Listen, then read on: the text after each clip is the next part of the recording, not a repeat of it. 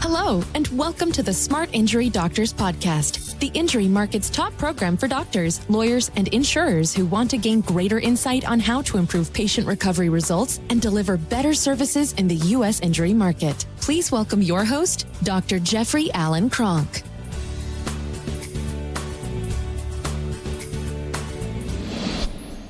Hey doctors, today what we want to talk about is the mind diet for success. I want to talk a little bit about the mind diet for success. It's 12/19/2022. We're about to hit the holidays and everybody should be getting ready to have an incredible holiday with their family and to celebrate the success of their year or to reevaluate the loss that they might have had in the year, but mostly to develop, to celebrate the successes that you've had with your friends and your family. It's a really important time. But what I want to talk about today is the mind diet for success. And I want to talk about a mind diet. So, we talk a lot about body diet. And at 61 years old, I'm very familiar with body diet because my body does not process stuff like it used to. I can't eat like I used to. If I want my body to be functional and I don't want to feel tired, and I don't want to feel sluggish, and I don't want to feel out of breath, and I want to be able to go where I want to go and do what I want to do, then I have to be mindful of my body diet.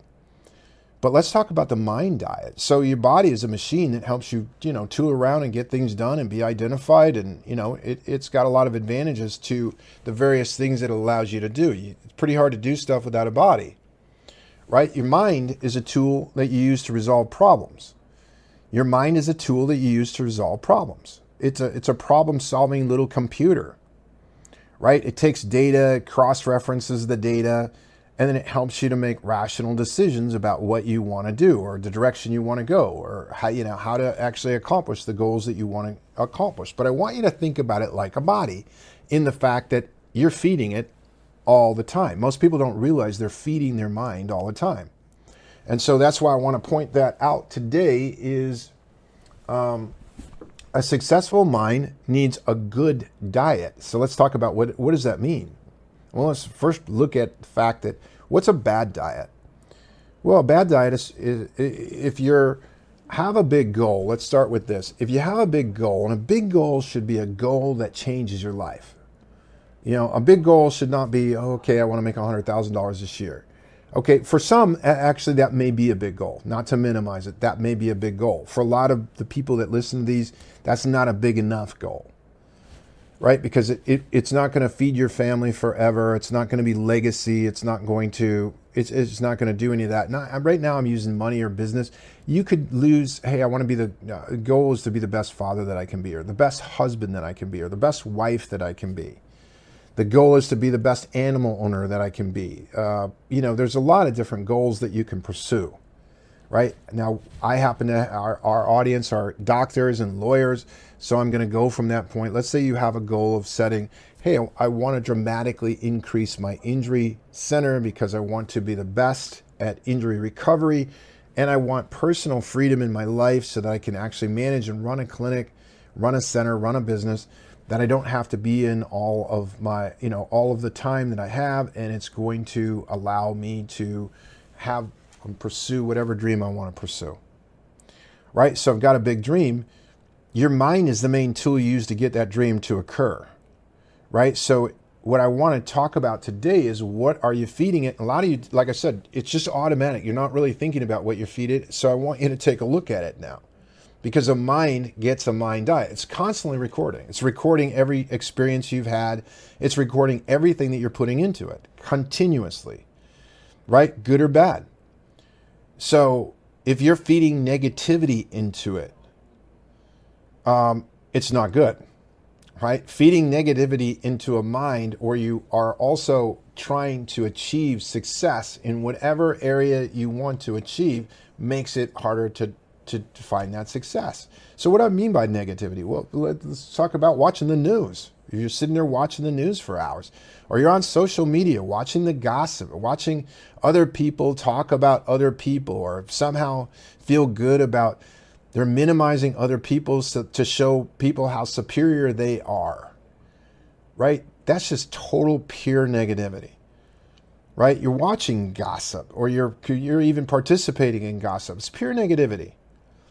It's just pure negativity. You know, you know, if you're watching movies that are not uplifting, again, it's pure negativity. The one I can think of, I watch, and I love sappy movies. I love really, you know, where the you know underdog wins type movies. But I remember I watched Batman. I think it was by Joaquin Phoenix, and I thought at the end of the movie, wow, this was just 2 hours of pure depression. And I didn't feel uplifted. I didn't feel good when I walked out of there. You know, it just felt really, really bad. And so I'm just using it as an example, right? You want to actually take a look at the attitude that people around you have. Because remember, they're feeding their minds. If the people around you are feeding their minds continuous diets and negativity, how do you think they're going to be around you? Right? They're going to be negative. Are they going to be contributing toward your dreams? Are they going to get excited about your dreams? Are they going to get excited about putting their shoulder to shoulder together with you to help you fulfill your dreams? And if you're smart enough to also help them fulfill their dreams? No. Right? If they're suffering from a super bad mind diet, then, you know, it's like going to the gym to work out with people to achieve great success. And the people are like super out of shape, bad diet, high fat, you know, high sugar, high cigarettes, high bad diet, high, you know, McDonald's. You want to work out to go to Mount Everest, right? Well, you can't have a bad body diet. You have to work out to be this. If your goal is a big achievable goal, hey, I want to get to Mount Everest, then in order to do so, you have to be very mindful of your body diet. Now, the other thing you have to be mindful of is your mental diet, right? Because I will 100% assure you, I've never come close to Mount Everest, but I will 100% assure you, if you interview people, the mind discipline that it took to keep putting their foot in front of their foot, in front of their foot, in front of their foot, after they get above that 20,000 foot kill zone, it's just as much mind as it is body at that point.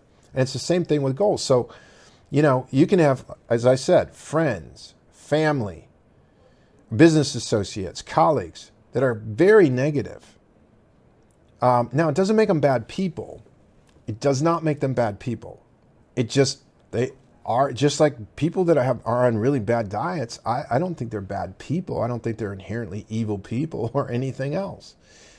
I just know that if I'm going to achieve my successes, I have to be around people that are like-minded, that are doing the same.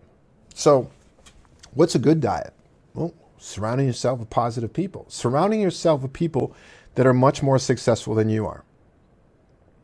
Right? Surround yourself with people and integrate in with people that are much more successful than you are. You know, get off the social media and get off the news if it's not positive, which it's not. Right? So get off of it. Replace it with other things. Replace it with self-improvement, replace it with learning a new skill. Replace it with being involved with people who are motivated and driving in the same direction that you are. Replace it with mentoring it. Replace it. Me personally, I go out and I love seminars.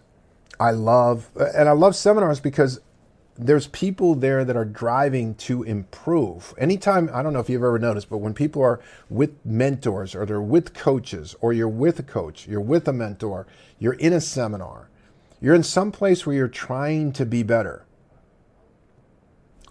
When you're in a room full of people that are trying to self-improve, it's uplifting. It is uplifting. Recently, I just went to 10X Stages to help me understand how to speak better and to be able to deliver a talk in a better way.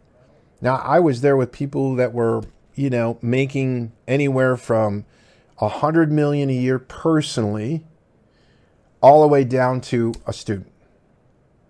Right, with business owners in very diverse business types, all the way down. Most motivating thing, Very, very motivating. It's motivating to be involved. Talk about great mind diet. I mean, that diet gives you a kick for a month or two. That's why I schedule quite a few of them, and I'm totally willing to invest in that, to buy that, to pay for that. This other stuff, this negative stuff you can watch every day, it's almost free, right? Right? But what good does it do? It doesn't do you any good at all. It really doesn't. So what I wanted to do was just have you in the next couple days or week, like I said, most people kind of automate this process and they don't even think about it, is start to think about what are you feeding your mind. If you're sitting there watching the news tonight for 2 hours, just think about what you just did with your mind. You fed it 2 hours of negativity, death, destruction, thievery, fraud, criminality, heinous behavior. You just fed it 2 hours of it, right? Good diet. I hope you feel better if you do that, right? Look at your friends. Look at your family. Look at how they communicate. Because remember, they're doing the same thing. They're feeding their minds as well. And so what I found is that positive people, very positive people, don't spend a lot of time in negative mind food. They really don't. Look around and see if you've got people that are problem outers, people that point out problems, or you got problem solvers, right? People that look at a problem, say, oh, that's a problem, it's an opportunity, and they talk about solutions. They don't talk about the problems, they talk about the solutions to problems. People that are stuck in problems talk about the problems. People that don't have the ability to cause solutions to problems talk about problems. People that have low responsibility levels talk about problems. People with higher responsibility levels talk about solutions. They talk about what could be instead of what is. So always on these podcasts, what I do is just try to take a topic and take a riff on it. Check your mind diet. Check it out over the holidays. Check out the people that you're around. What are they talking about? Are they giving uplifting conversation, or are they talking about solutions, or are they just talking about the problems? And are they talking about how, are they minimizing people or complaining or critical about people with no solution? And like I said, that doesn't make them a bad person, but it just is not the person that is going to help get you to where you want to be, especially if you have good, big goals. So check it out. Doctors, as always, if you want to check out our injury program, you go to smartinjurydoctors.com.